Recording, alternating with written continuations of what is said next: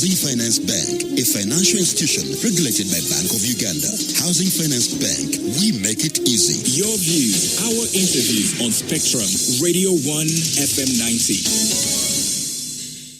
A very good evening to you, and thank you very much for making time to join us on this edition of Spectrum. We are coming to you live from the Central Building, which is the home of Radio 1 FM 90.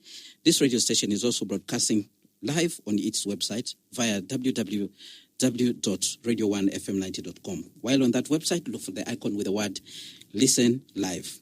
There's also another option online that is via the different radio listening apps. TuneIn, AfroMobile, UTV channel, Radio Garden. Those can be obtained from the Google stores or your smartphone. The other option on your TV set. If you have a DSTV connection, look for audio channel 897. And on StarTimes, look for audio channel 97. My name is Kenneth Lukwaga-Anderson, your host. And today we'll be looking at the contribution the diaspora is making towards the development agenda in Uganda. Now, we know very well Uganda is among many African countries that have its citizens residing and working in the diaspora. The government has several occasions indicated that these citizens are very important given the role they can play in the development agenda of this country through remittances, marketing the country as a favorable destination for tourism, but also investment. Now, in North America, the Uganda Diaspora Network has taken the lead in this area and has, over the many years, organized activities abroad and back home. Now, as part of their ongoing efforts, they have organized yet another series of activities this very year. And today we'll be hearing from them about the opportunities that await Uganda and what exactly we need to do to fully exploit them. They will also be responding to other issues, including in the area of immigration, among others. So join this discussion. Share with us your views on our WhatsApp line, which is 0703 090 090. It could be a question or comment, and they will respond to you. The guests in studio, Dr. Maggie Chigozi, Senior Business Consultant. We know her very well in the private sector here in Uganda. She previously served as Executive Director at the Uganda Investments Authority, and she's the patron of the Uganda Diaspora Network. Good evening, and thank you very much for joining us, Professor Maggie Chigozi. Good evening, Kenneth. Good evening, listeners. I am happy to be here this evening. Also in studio, the Honorable Mahmoud Edward Otto. He's a Ugandan-Canadian barrister, a migration consultant, also a politician. He once represented the people of Agago County in the 10th Parliament. Good evening, Honorable. Welcome to Spectrum. Yes, good evening, listeners. Good evening, Mr. Anderson. Once honorable, always honorable. Exactly. Thank you. Thank you for making time to be with us. Also in studio, Mr. Shadrack Olinga is a country manager, Uganda Diaspora Network, that is the Uganda chapter here in Kampala. Good evening, and thank you very much for making time to be with us. Good evening, listeners. Good evening, Kenneth. All right, I'll begin with you, Shadrack. The Uganda Diaspora Network, who are you people, and how relevant are you to Uganda as a country? Well, I'll start with this. Uganda Diaspora Network is an organization that is set out to promote, market, and grow the Ugandan culture, business, and entrepreneurs back in the diaspora, among the diaspora community. So we are non-political, and we basically set out to serve the Ugandans who work and reside in the diaspora. Yes. So where exactly are you based, and are you a membership organization, or you're just a network that does activities from time to time? We are a network that does activities from time to time. We are based in Boston. That's the Uganda Diaspora Network in Boston, and we also have a branch here, or a company here registered fully, which is Uganda Diaspora Network USA Limited here in Uganda. Yes. All right. You have been around for quite some time. I was reading about you on the internet. Sure. In terms of the development agenda of Uganda, what is your role? What have you been able to do over the years? Well, for starters, we've been able to, I would say, even in the diaspora, who have been able to work, remit money back home. So we're able to identify these people. One is to recognize them for their contribution to the economy of Uganda. Number two, we're more of a bridge between, the community back home and the community back here in Uganda. and also in terms of philanthropy work, things of a sort. People come back from the diaspora to train the youth here. So we've pretty much done a lot, because you'd realize in terms of services, private sector and public sector now, you'd realize that we create a platform that enables the diaspora connect with people back home in terms of real estate, banking, education, insurance, along those lines. All right. Good enough in studio, we have somebody who is from the private sector, and he's also the patron of this particular network. Let's hear from Dr. Maggie Chigozi. Uganda Diaspora Network brings together Ugandans who are in the diaspora, but from what I also read, they have done a number of activities to promote investments, remittances, and a number of issues. And from your experience, what do you think they have been able to contribute to this country, the economy, and as their patron, you can share more with us. Yes, we have been able to contribute quite immensely to not only Uganda, but also to the Ugandans living in the diaspora. So there are two things that we want to do as UDN. For the diaspora, we make it easy for them to come home if they want to, for them to remit their money. Those are some issues we've worked on over many, many years. Like 20 years at least. I went to Boston, the first UNA that I went to was over 20 years ago.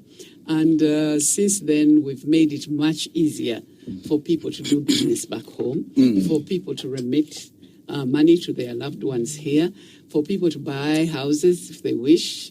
We, ensured that there are companies here that you can buy, either a ready-made house or get someone to build it for you, because there were, family members were often letting them down in the past. But also on their side, do they know what is in the U.S. for them? And we discovered, Small Business Administration can really help you as even a Ugandan to start your business. And, they give you information, they register your company, things like that. We had, Ronnie Mayanja, who is the core person behind this initiative, would find out, get this information, and then share it with the diaspora over there, so that they actually had more funds to remit back home. And then we made it easier for the funds to come here, working with the local banks.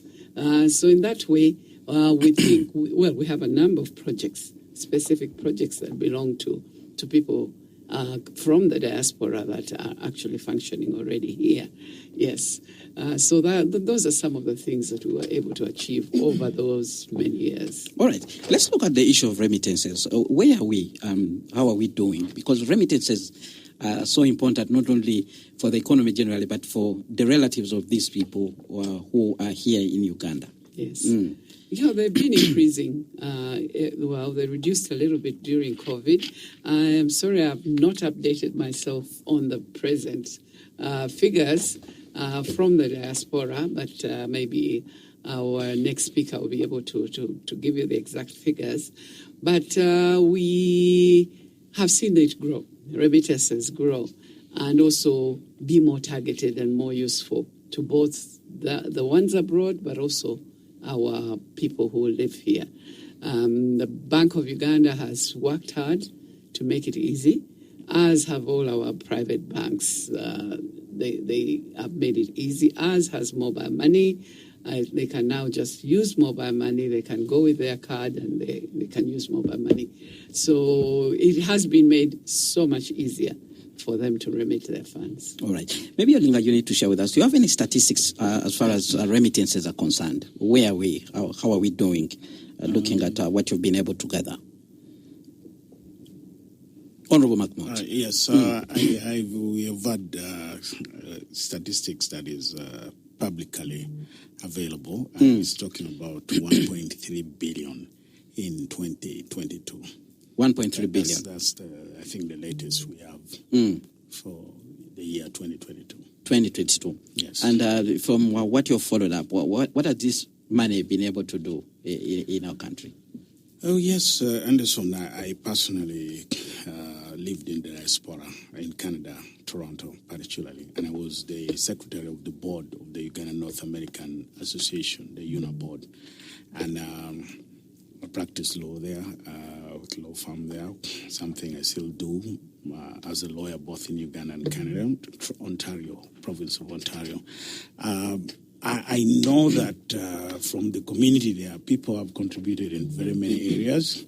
Dr. Chigozi, Professor, talked about, for example, the business forum, which also happens at the event, the Canada Business Convention, and also in other places. One of the things is property ownership, business in many ways, but also in the social area.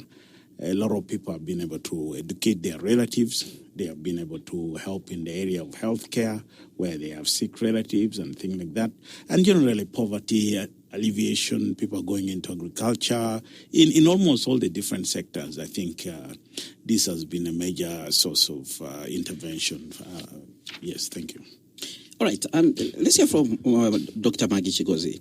Looking at the contribution these people are making, do you think we are supporting them enough to actually do what they would have done better? Is there anything that you think needs to improve in terms of enabling them to actually deliver? Much has happened. There's been, over the last 20 years, things are much, much easier now. People who left here, often it was political. At that time, a large number of them, it was political. So they were actually scared to come back. They were, be asked the question, when I get to the airport, won't they imprison me? When I told them, no, nobody's interested in doing that. You just come, we go. And they did come. So at the beginning, there was that they were a bit scared. But once they recognized that, it is not political for you to come back to your home. It doesn't matter who you are. We are here with our opposition leaders very, very comfortably. So they began being more comfortable about that. It also became easier to fly now. We have many, many more airlines that come here. It's a lot cheaper as well. At that time, it was really expensive with British Airways and one or two others. Now there are more airlines, and so they can come home. They also discovered that their relatives could be assisted. We encouraged them not only to help their relatives with just feeding or school fees, but to encourage their relatives to start some businesses. So the relatives have, started small businesses or agriculture or something like that, and therefore are not so dependent on them. I truly feel we really drain the diaspora, us as Ugandans. They left here when we had nothing, and they still think we have nothing. So every time someone asks for rent and school fees, so my poor diaspora, who we would like to make some money, have some savings, come back home and invest. They can't do that because they're always supporting somebody in Uganda. And yet a lot has changed in Uganda. The people they are supporting also have jobs here, and they are not as poor as when they left them. So it would be good if they could actually save and be able to come back and invest. But that wasn't always happening. So we did prepare 500 projects at least. 500? They are on project proposals. They're on the Uganda Investment Authority website, and which we shared with everybody. So give them ideas from the very small. You can make envelopes, and or you can start a school, you can start a hotel, you can go into agriculture. So there are at least 500 project proposals on the UIA website, and this enabled them to be able to study them, choose what it is that they can do, and then come back and invest. All right. Honorable Makmut, as we speak about issues of the diaspora, it also involves matters of immigration, moving from here to other places. That's why you'll hear sometimes they'll talk about trafficking in persons. You'll hear about people being held for illegal entry in certain countries. There could be so many Ugandans who are eager to receive this kind of information. As part of this group, how do you help Ugandans, for instance, who want to go and attend these meetings that are organized abroad, maybe investment forums? We'll be hearing from Olinga what is planned up. How do you support them to achieve that? Yeah, thank you, Anderson. Anderson, if you allow me digress a little bit, one of the things, burning issue, and I think she did a lot of justice to what we have done to the diaspora. But I think one of the other things that I really want to bring out, which I was trying to champion also at Parliament, in legal and parliamentary, I think one of the great things that government did was to allow dual citizenship. Dual citizenship. To the diaspora. Although still the formality of dealing with dual citizenship and the costs and all that when you have many kids and visas and things, this is still another hurdle for the diaspora. But even for us, particularly maybe from a selfish point of view, we were in the political arena.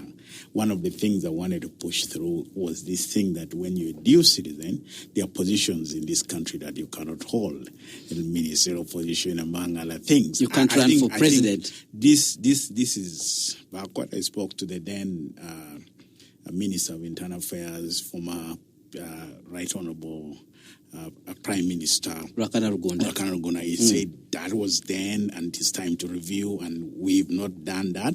But I think that if you look at other countries, in Canada, even in other the issues of loyalty to the country. A lot of Ugandans who are living in the diaspora love Uganda to the core, and I think there's no question about whether Uganda would owe allegiance to another country just because they got papers elsewhere. I think that concern needs to be addressed. We really appreciate dual citizenship, but I think we also need to open it up so that there's no second-class citizenship in Uganda. Because you go to Somalia, people have in the cabinet, they have dual citizenship. You go to the UK, you go to Canada, you go many countries. But in Uganda, we're still having that restriction, and I think that should not be in the book. Do you think it's locking out some people? Very much so. Is it a threat? Very much so. I think this is a major problem. Some of us who ended up in Parliament here, we found that sort of being a problem because we love this country. We have come back and just like we explained to the president for dual citizenship, for him to allow, our issue then was like, look, we get these papers because we want to access benefits, but our heart is in Uganda.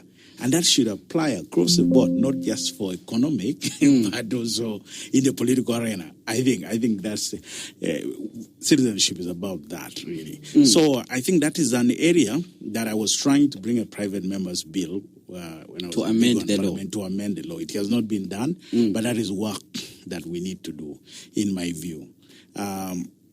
Particularly, I ran for Parliament. And when I ran for Parliament, I won with a landslide. And if you look in the internet, I was challenged, petitioned, that I'm not a Ugandan. I shouldn't have been allowed by Electoral Commission to run for Parliament, that I'm no longer. And then I said, no, citizenship is not about holding the passport. Grandmothers and generations are citizens of Uganda without holding passport. So there's still a lacuna that needs to be dealt with. But anyways, there are also issues. There are also issues. I've had people from the diaspora have complained that while they remit money here that is useful to the country, they're actually not allowed to vote. That's another discussion for another day. But let's move on to the issue with respect to immigration, I think that a lot of people have been able to educate their relatives. $500 may not be a lot of money in the diaspora. It doesn't mean you're so rich. But when you send it to Uganda, it could pay somebody in law school. A lot of people from very poor, remote areas who have gone in diaspora have been able to open doors in their families, in areas of education. They could potentially, for most university education, you don't even need to be so big, very rich. So I think this is one area. But with respect to going to Canada, there are almost like 7 different avenues of immigration. I always tell my clients that going to one of the areas that most African countries, because of a limitation in finances, that most Ugandans do is they go on a temporary entry visa. A lot of the times, many of them end up being forced to actually make refugee claims in order to access.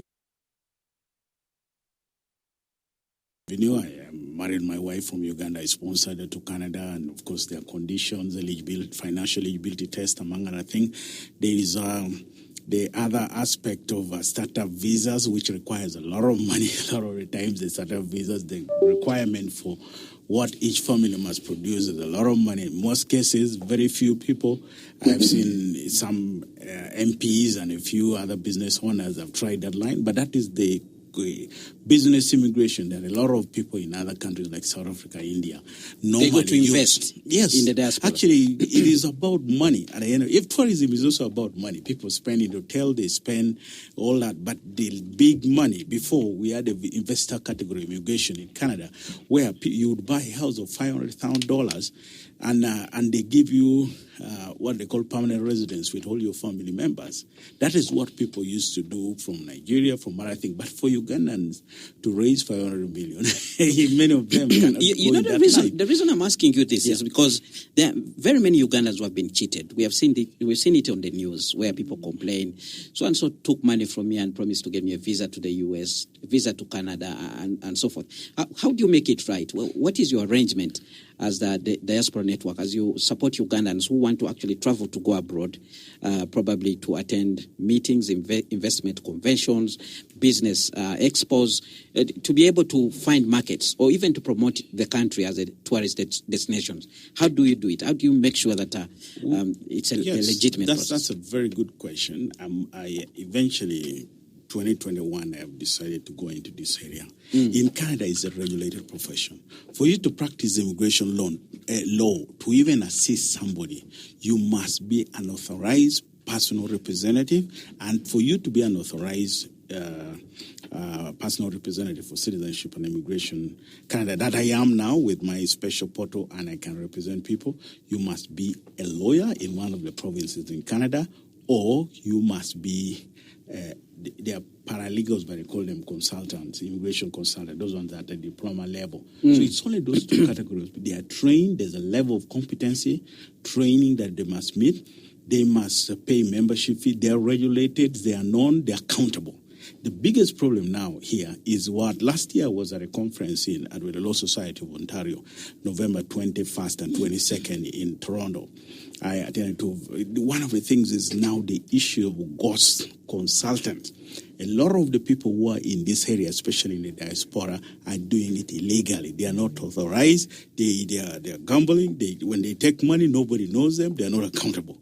But they have some bit of knowledge of what it takes to make this application, but they are not authorized. So they are called ghost consultants, and the government of Canada now is investing a lot of money to try to weed those people, because these old stories you're hearing does not only affect the public, it also affects we who are in the practice. It affects also the name of the country. So at the moment, from last year, actually they're banning people who use ghost consultant for a period of 5 years. I've seen letters where people have been banned, and they take your fingerprint, the biometrics, as soon as you apply. So when they realize you are actually assisted by a so-called ghost consultant, who knows but uses your personal information and doesn't come out, I've seen now cases where last year people have been banned for like over 5 years. So they are coming into this market, but because they don't know these people who are involved in this practice, for us we are known, they can discipline you, but these are people you can't discipline them. But if you use them, they now punish the person who has gone to those kind of people, because there are even rules with respect to how much you can charge. Here they call it taxing. You can't just charge a client anything. If you take the money, then there's a complaint. They have your number. All of us have numbers. You're made accountable. There's a hearing and all. But a lot of these guys who do, they are not on record. And so this is part of the problem now. All right. Spectrum on Radio 1 FM 90. Our topic of discussion today, we are looking at the contribution of the diaspora in the development agenda of Uganda. Our guest today, Dr. Maggie Chigozi, Senior Business Consultant, previously served as the Executive Director of the Uganda Investments Authority. She's the patron of the Uganda Diaspora Network. Honorable Makmot Edward Otto, Ugandan-Canadian barrister, immigration consultant, also a politician, once represented the people of Agago County in the 10th Parliament. Third guest, Mr. Shadrach Olinga, the country manager, Uganda Diaspora Network. Keep your comments coming on the WhatsApp line 0703-090. When we return, we'll look at some of the activities that are lined up for this year under the Uganda Diaspora Network for you to understand as a business person, as a Ugandan, how you can benefit from them. Stay tuned to Radio 1 FM 90. We continue after this break. Spectrum on Radio 1 FM 90. Spectrum on Radio 1 FM 90. Thank you so much for staying with us on Spectrum Live on Radio 1 FM 90. Today we are looking at the contribution the diaspora are making in the development agenda of Uganda. We have so many Ugandans who are abroad. From time to time they send in money. We actually told in 2022 the total amount of money they sent back to the country was 1.3 billion shillings. There are those who have invested in the real estate sector. Others are actually sending in money back home to construct houses, to educate their relatives, and a number of other things, all courtesy of the Uganda Diaspora Network, which is taking the lead in organizing Ugandans who are in the diaspora and connecting them back to their country for development purposes. My guest this evening, Dr. Maggie Chigozi, Senior Business Consultant, patron of the Uganda Diaspora Network. We also know she did serve as Executive Director at the Uganda Investments Authority. The Honorable Makmot Edward Otto, he is a barrister and immigration consultant, and he did represent the people of Agago County in the 10th Parliament. And then Mr. Shadrach Olinga, the country manager, Uganda Diaspora Network, based here in Kampala. Now, Shadrach, let me come to you. This particular year, you know already there is agenda going on. The development agenda never stops. So as the Uganda Diaspora Network, what should we look up to this year in terms of helping our country to deal with its development challenges? Well, Mr. Anderson, for starters, I'll just probably let you know that as Uganda Diaspora Network, we have more than just one event. We have 3 events that run within the year. One of them being the Uganda Kanda Convention, which is happening on the 12th to the 14th of July this year. Then we do also have the Uganda Diaspora New England Business Expo, but that happens in the U.S., in Boston, because Boston has like the highest number of Ugandans in America. So then also back in December, because people come back for holidays here, we do something at the Kampala Serena Hotel. That's the Uganda Diaspora Homecoming. So we receive the diaspora from the different walks of life, Canada, China, Japan, all those diasporas come together. And that's when we get to recognize them for their outstanding contributions towards the country. Yeah, so, but I think I'll speak. Let's break them down. Let's begin with the Uganda-Canada Convention. What exactly is this and what will be happening there? Well, the Canada Convention, like I said, will be happening from the 12th to the 14th of July, 2024. It's going to be the 7th time we'll be having it. 7th time? 7th time, yeah. We've been having this, I think, since 2018. We did Vancouver, Toronto, we'll be in Ottawa.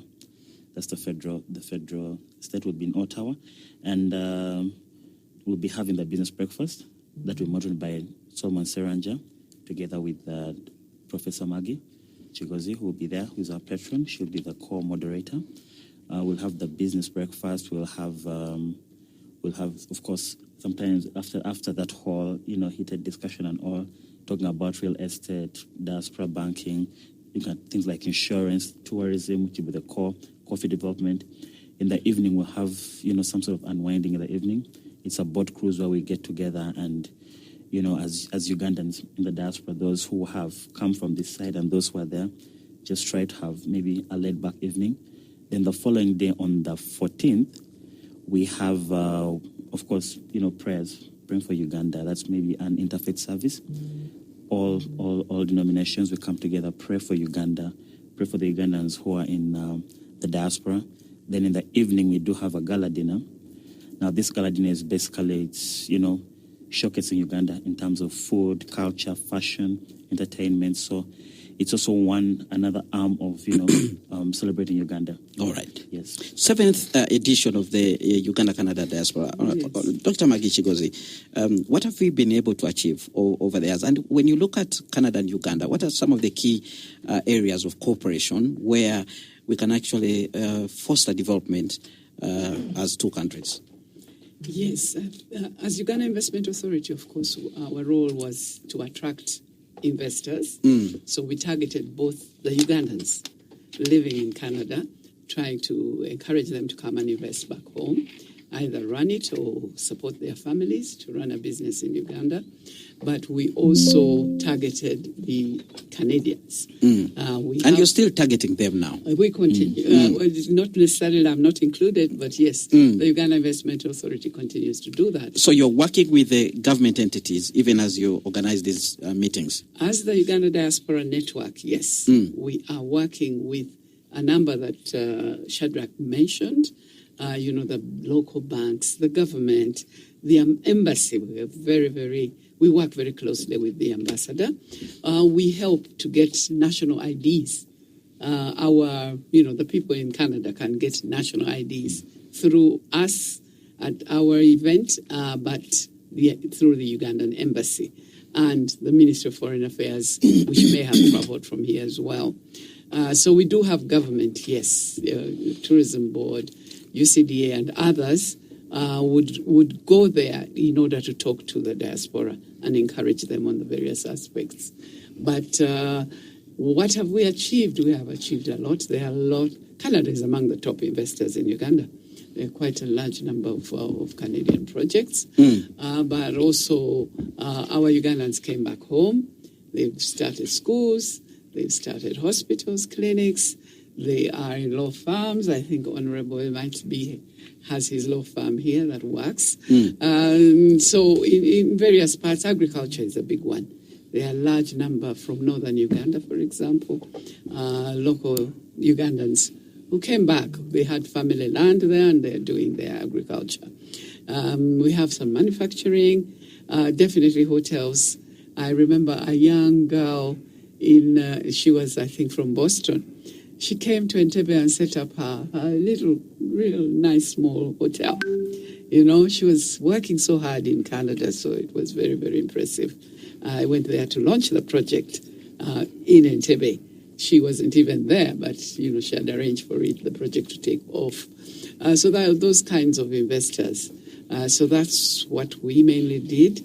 But as the Diaspora Network, linking the Canadian government in this case with our Ugandans. They don't know what opportunities are in the country they go to. So we have people either belonging to their government, the Canadian government, come and address them and tell them that, you can start a business, you can do this, and you can go for further studies. And we encouraged our diaspora that were there and had children to educate them appropriately. We told them what it is that Uganda needs. Yeah, otherwise they go and do, so we have the oil sector. It's virgin.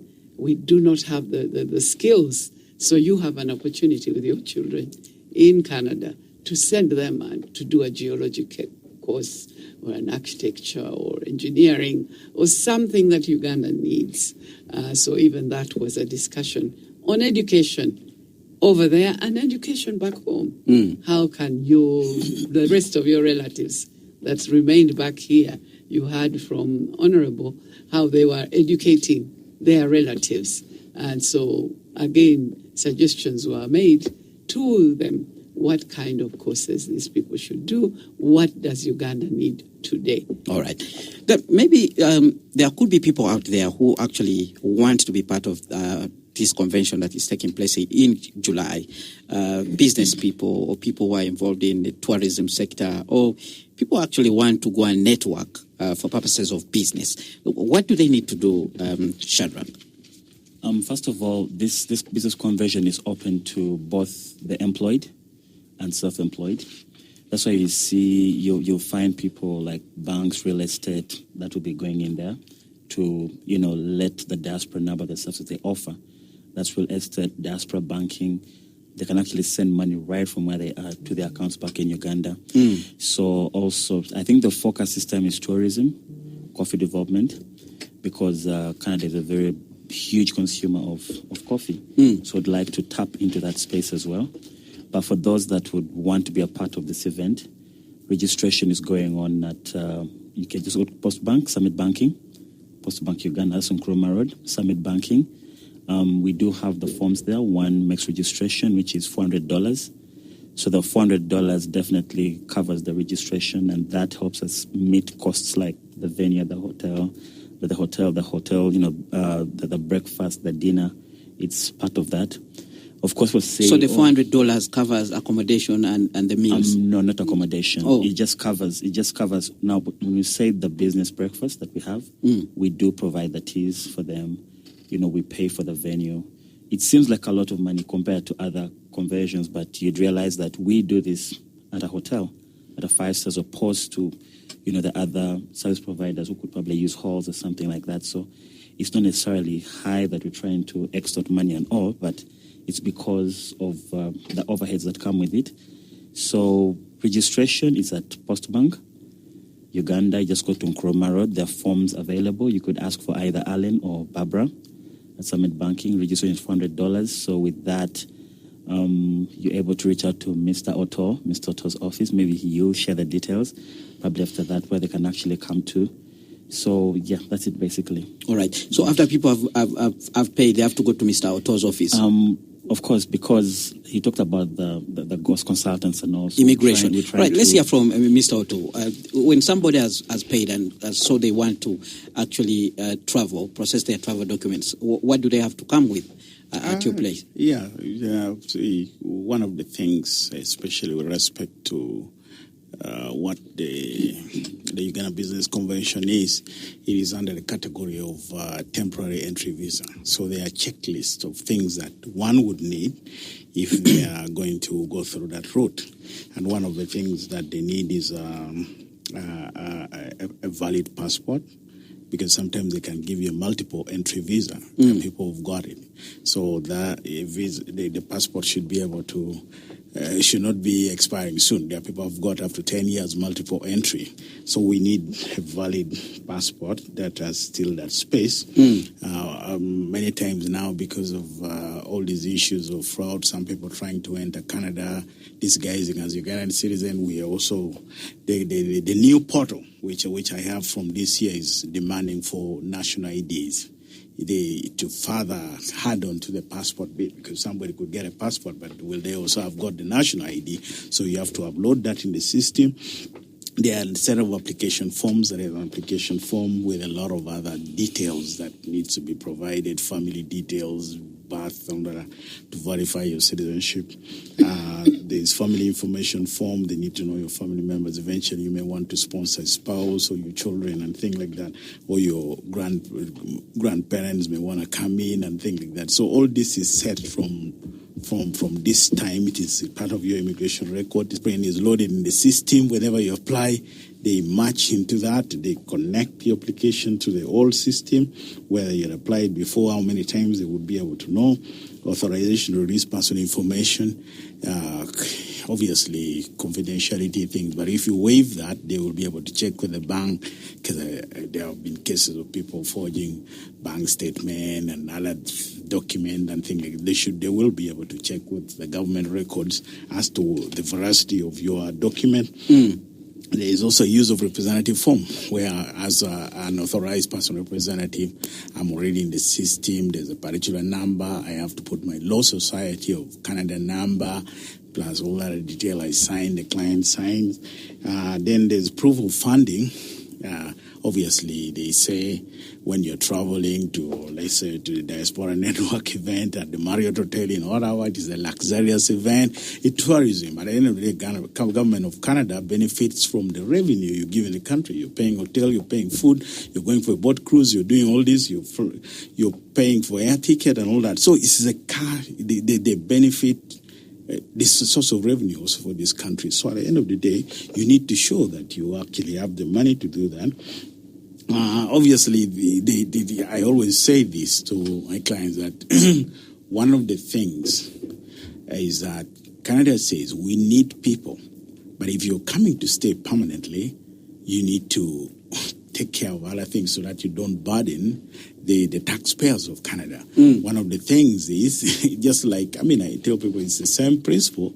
Like here, if somebody is coming to use your visitor's room for 1 or 2 days, you may give them food, accommodation, everything. But if you're going to stay there for months and even working, we may ask you to contribute to rent, food, and other things. So that's the same thing. So the threshold for these other areas seems to be a little bit higher. So at the end of the day, they want to also know, are you employed or you're just an economic refugee running away from the alleged problem, the allegation, whether true is debatable, that there's a lot of poverty. It is a developing country. So if you're running away from economic situation, they are saying, okay, maybe you are likely to stay. If you're likely to stay, you need to provide more. Wealth? You're not going to go into social housing. You need to probably look at your accommodation. You should take care of yourself. So these are things, and they need to verify that at the end of the day. So they look in. That's why people who are like members of parliament, people who have things to do, tend to easily get visas, because they are looking at. There are 3 key things normally in temporary entry visa. Have you ever traveled to big countries and come back? That means that you respected the immigration laws in those countries. You're likely to respect it. Secondly, do you have the financial means to be able to take care of yourself as a visitor, or you're going to be a burden to the host country? Then I think the last one is, of course, they look at also criminality. If you are in a armed struggle, you are LRA and you kill people, whatever. They are protecting their public from public in the public interest. They may detain you. A lot of the times when I was still practicing in Canada, when I was actively practicing in Canada, we used to go. There was a lot of there's what they call eligibility hearings, where people say I was a member of LRA, and then they detain you until they think you're no longer a danger to society. So such things do happen. So these are issues. They want to see whether you are really a visitor, you have the finances, you have, and you're not going to violate the immigration rules. That mostly the screening that takes place, and of course at the end of the day, you have to retain a representative, and in those user representative forms, you have to show whether this is for free, whether it is paid, and of course representatives are people like us who pay membership to the Law Society.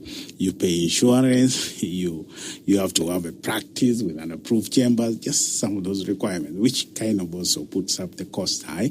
While the cost is concerned, in many cases, they are briefcase. They do not have all these costs and things like that. So it's a bit of a mumbo jumbo there, but I think that is essentially what it is. All right, we have comments coming in from the WhatsApp line, which is 0703 090 090. Well, James writes in and says, if I have ideas, is it possible to start up a venture with somebody from Canada? How do you connect people with the potential investors from Canada? Is there an opportunity like that, Dr. Maggie Chigozi?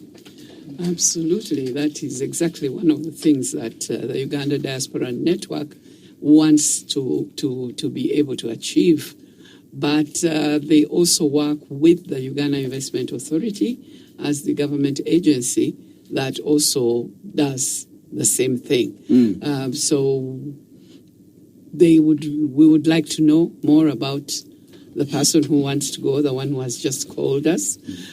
So Shadrach is available as the representative in Uganda to meet with them, and you've been told where the forms are at Postbank. So if you register, and then we want to know what you do and what you're looking for. What do you want the partner for? Have you already got a business idea? So that would be important. And then it would be possible to link him to a possible partner. Very quickly. I could add something. With a start, there's also a special package for startup where they already funds, venture capital, equity funds. Community conservation is done in so many ways. So, for example, community conservation you need is put a business proposal. and you partner with those people. But I think the rule is that you have to have 50% shares in a company that is in Canada. There's a certain requirement, I guess, in case anything goes wrong, they should be able to collect their money. So there's a special immigration programs called the startup visa, actually, but the threshold, like I said earlier, is a lot of finances, which many times is limiting for many of our people. All right, Shadrach wants to jump in very quickly. Okay, just to add on what Dr. had actually put across, that this time around we're really focusing a lot more on coffee development. So people want the coffee value chain. Yeah, the coffee, then the tourism, because now we're partnering, it's in association with the Association for the Canadian Tour Operators, that's back in Canada, then also the Coffee Association of Canada as well. So we create room for that B2B. So on the 13th is purely the B2B. So those that have come from Uganda and want to be part of the chain, find out, do some sort of networking and all, that's the opportunity for them. Not just the coffee and the tourism, but it's the major one, and there are those other network opportunities as well for the rest. All right, Peter in Ginger is asking about education. What does one need if somebody wants to get an education in Canada? Honorable, that's for you. I've done a couple of study permits last year. I have a number of students who are now in Canada, and I guess some of them also in Australia, but mostly I focus on Canada. And one of the things, although as of last year, the financial threshold increased, which has threatened to discourage people in that area. But as of last year, what you need is education, an admission to school. In many cases, we don't go for big places like Makerere University's kind of type university. We go for colleges, Seneca College, Sheridan, Algonquin, a number of those colleges, because even for a college, you need to travel. That you don't need to go for the big, and it's in the programs. Most universities in Canada do 4 years. So for us, we target, and we have already researched and compiled a list of those ones that just do a 2 years program. You don't need to do 4 years. You don't need to do a PhD or something in order to get a travel visa to Canada. So we'll do that, lower fee. But as of last year, because a lot of people, the period also waiting period is much shorter, but it requires more money. But as of last year, the government of Canada realized that a lot of people are now, who had some little bit of money, were using that as an avenue to go to Canada. And so they increased the threshold. You must pay your first year tuition, and you have to show that you have about $20,000 Canadian dollars into your account before you can get into that. That was an amendment because the Canadian Association of Immigration Lawyers had challenged this in court and struck out the requirement that you must first pay your fees and things like that. There was a judgment to that extent. But the Conservative government went and amended the rules, and now it's part of the law that this must be in place. So that's a bit of a hurdle, but otherwise, the rest of it, just like you get an invitation for the diaspora thing, in the other case, you just need to get an admission letter. Then the rest of the things that I talked about, earlier, passport, identity, any other financial thing, it's pretty much the same thing, except that the purpose of visit this time is for study. The other one is for a conference or visitation. Thank you. All right, we're coming to the end of this show. I'll give you opportunity to make your closing remarks, and I'll begin with you, Dr. Maggie Chigozi. Thank you very much, fellow Ugandans. This is an opportunity to go to Canada. It is actually among the most beautiful countries. Not quite as beautiful as Uganda. Sometimes gets very cold. But at this time in July, it's nice and warm. So come, meet fellow Ugandans living abroad in Canada, but also Canadians and other people from other parts of the world. We will have an opportunity for business. There's a business breakfast. There's fun. There's a lot of fun because Ugandans in Canada work very hard. So when they get a weekend like this one, it is fun. So come. Summer. There will be music. I think we are hoping to have a number of musicians. From Uganda. All right. Joining you. Shadrach, your closing remarks as we come to the end of this show. Well, mine is simply to urge those who are interested to, first of all, check our website. That is the UgandaCanadianConvention.com for more details. That's the UgandaCanadianConvention.com. Or you can go to Postbank, Summit Banking, that's in Nkuruma, the head office. You go to Summit Banking. Or you can actually call. The number to call is 0700 7696 83. All right. And with that, we come to the end of Spectrum today. Thank you very much, my dear guest, for making time to come here. There will be another opportunity in the near future for you to actually come and explain more about what the diaspora is doing for this country. I've been your host, Kenneth Lukwaganda. So up next, we have the news in English with Miss Josephine Dagano. Thereafter, we'll have the Soul Train. Tomorrow, Friday, Spectrum Extra, 2 hours of analysis of the top events of the week. Make a date with me there. Until then, have a good night.